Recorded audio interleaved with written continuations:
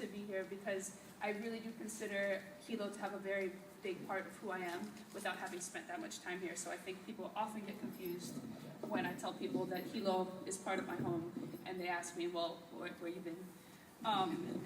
But anyway, so I'm here. I'm going to do something a little different today. Usually when I perform, I just do poems. I talk a little bit about the poems in between the poems, and then I move on to the next poem, and I kind of just present as an artist. But today I wanted to talk a little and do poetry and to make it a little more academic, a little more lofty and Stanfordy, unfortunately. So we're just gonna take this one step at a time. It's new for me. Hopefully it's not too strange for you. But the title of the presentation is Ho'i Ho'i Ka Mo'o. And I wanted to talk a little bit about why I chose this title.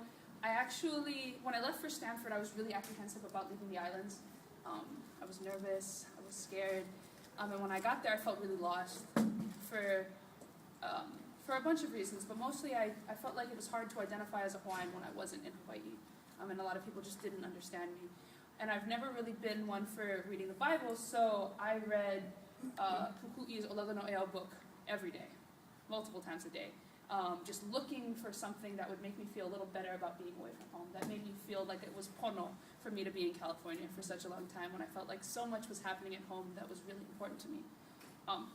My first year, about a few months in, I stumbled upon the Olelo no Eo Ho'i Ho'i Ka Mo'o, and it stuck with me. And because of it, I actually have a tattoo that's based off of that Olelo no Eo. It's very large, it's not finished. But I've started to approach my writing as a way of returning to my moku oho, returning to my backbone, or returning to my roots, and that's really what this presentation is about. I think as a group of people who have been oppressed, or any group of people who have been oppressed, we kind of approach writing our art in three main ways, and you may disagree, but my theory is we either approach it as a way of remembering. I think hula and oli and going back to those kinds of traditional practice are very strongly rooted in the act of remembering, both as recalling something but also remembering something that has been dismembered, putting something back together. I also believe that we write as a way to heal something that has been broken. There's so much trauma all around the world, all throughout history, and a lot of artists write, sing, paint, sculpt, dance as a way for their bodies to heal that kind of trauma. And then also as a way to resist.